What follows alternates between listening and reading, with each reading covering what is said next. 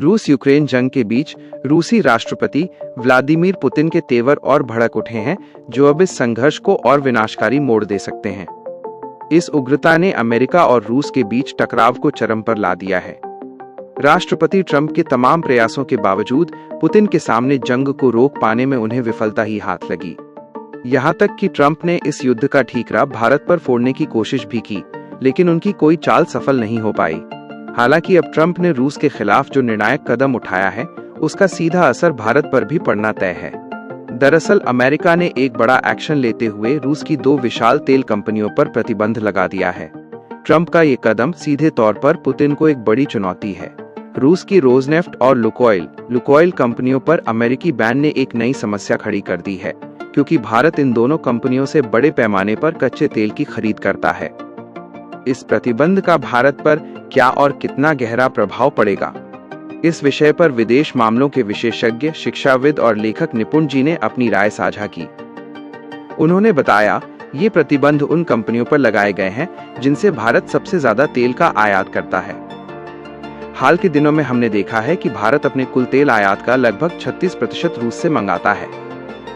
ऐसे में जब इन 2 मुख्य कंपनियों पर बैन लगा है, ये माना जा रहा है कि भारत के लिए तेल खरीदना अब काफी मुश्किल हो जाएगा, यानी आपूर्ति में दिक्कतें आएंगी। ये दोनों ही प्रमुख कंपनियां थीं जिनके साथ भारत आयात का काम करता था, जिससे अब भारत के लिए एक बड़ी समस्या पैदा हो गई है। हम लगातार देख रहे हैं कि ट्रंप प्रशासन भारत को रूस से तेल खरीदने से रोकना चाहता है। इससे पहले हम वेनेजुएला और ईरान जैसे देशों से तेल खरीदना पहले ही बंद कर चुके हैं। अब अमेरिका का मुख्य निशाना रूसी कंपनियां हैं। जानकारों का मानना है कि इसके पीछे अमेरिका की एक सोची समझी रणनीति है। वो खुद चाहता है कि अमेरिका भारत को अपना तेल निर्यात करे।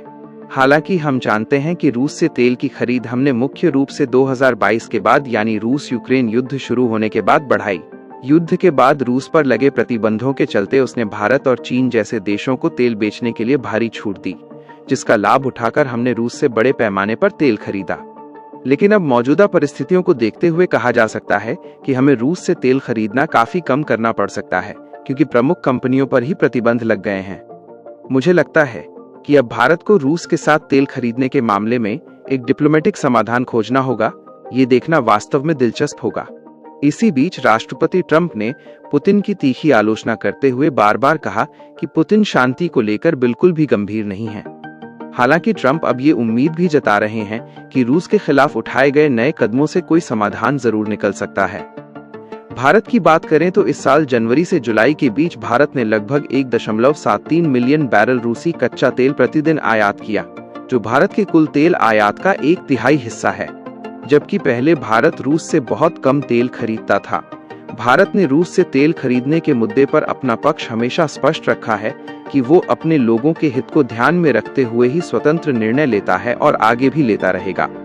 हालांकि रूसी कंपनियों पर लगे इस बैन का भारत पर क्या अंतिम परिणाम होगा, ये अभी स्पष्ट नहीं है। लेकिन ट्रंप जिस दावे को लगातार दोहरा रहे हैं कि भारत रूस से तेल खरीदना कम कर देगा, वो अब सच होता दिख रहा है। रूसी कंपनियों पर यह कार्रवाई अब इस बात का संकेत दे रही है कि भारत को एक नए भू राजनीतिक खेल में उलझाने की कोशिशें शुरू हो गई हैं। अब देखना होगा कि भारत की कूटनीति इस समस्या से कैसे निपटती है और क्या पुतिन और भारत मिलकर ट्रंप के सामने कोई बड़ी चाल चलते हैं।